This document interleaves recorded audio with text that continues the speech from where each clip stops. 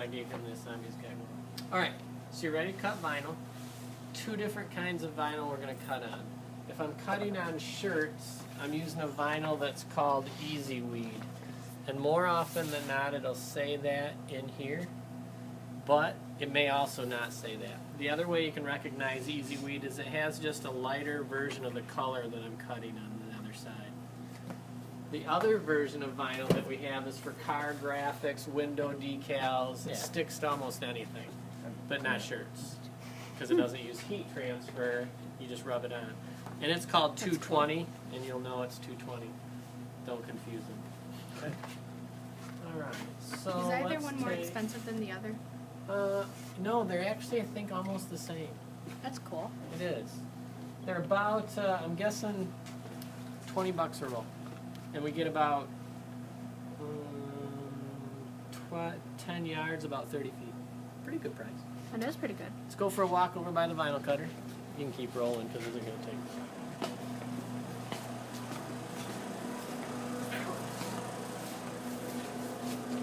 We only have one laptop that drives the vinyl cutter, and it says vinyl cutter on it, so you'll know that's going on.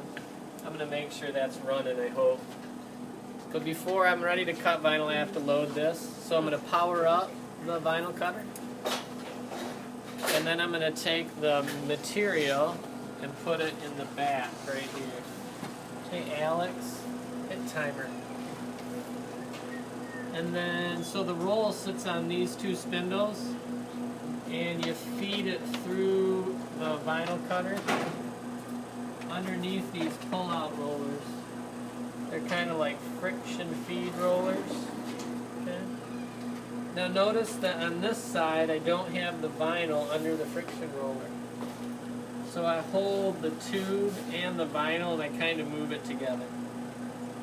Once I've got it underneath that friction roller and this one, give me close up. I look good. No, not on me, on my finger. This friction roller and that one. Then I'm going to flip this lever up. That drops those rollers onto the vinyl. And then look at this wolf right here. See how it says roll 1, roll 2? You may have to get way up and look right down on here. We're going to hit F1 for roll 1. And then the plotter is going to orient itself. It's going to find the two edges of the vinyl, and it's going to find this edge. If I'm printing just like for the back of a shirt or something, that process is going to work really well.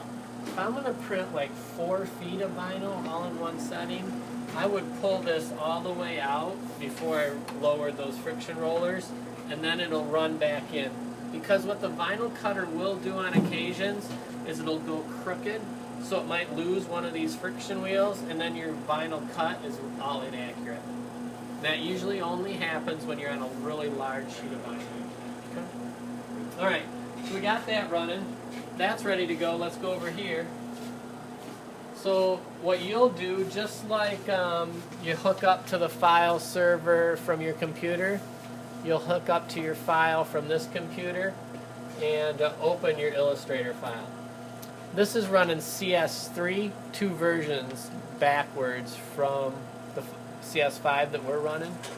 So sometimes it'll give you an error message. Usually you just say OK, and your file will look fine. I've never opened a file yet that looks wrong, especially because we're using that whole outlines thing.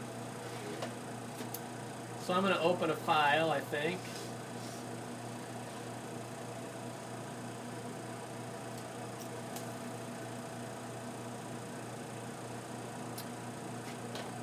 And what you're going to do is, instead of printing, you go to the File menu, and on this computer only, I've got the software loaded, it says Cutting Master, and you go to Cut Plot.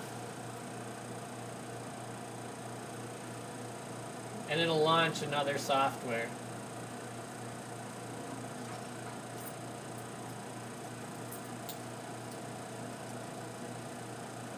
Now come and look at this Cutting Master dialog box with me, would you? It's important that you know the vinyl's 14 inches wide. So when you're trying to maximize how much material you use and minimize waste, you want to usually always leave this 14 number in here. Okay? And if I were to cut this vinyl this way, I'd use 9 inches of material. But if I rotated that image, I can see that I probably only need about 5 inches of material. So I put 5 in there and just clicked off it. See how I wasted less? So you'll want to mess with that a little bit. When you're doing vinyl transfers, you got to cut it backwards. You can either reflect it in Illustrator or you can reflect it in the software. See how the F is the right way? If I click it, it's all backwards, and that's what I want to do. But wait, I'm going to hit done. I already had these backwards in the software, in Illustrator. So, in Illustrator, under the rotation tool, you can reflect them. I'm going to reflect these back, so now they're right reading. You can also do the reflection in the Cutting Master software. So just do it in one of them, don't do it both, or else it's going to be back to normal. Okay. Once you got all that done, minimize your waste. I would keep an eye on the percentages. That 100% is the same size, right? Sometimes people mess with that. Then we hit send. And I'm not going to do that because I don't need any black 11s right now.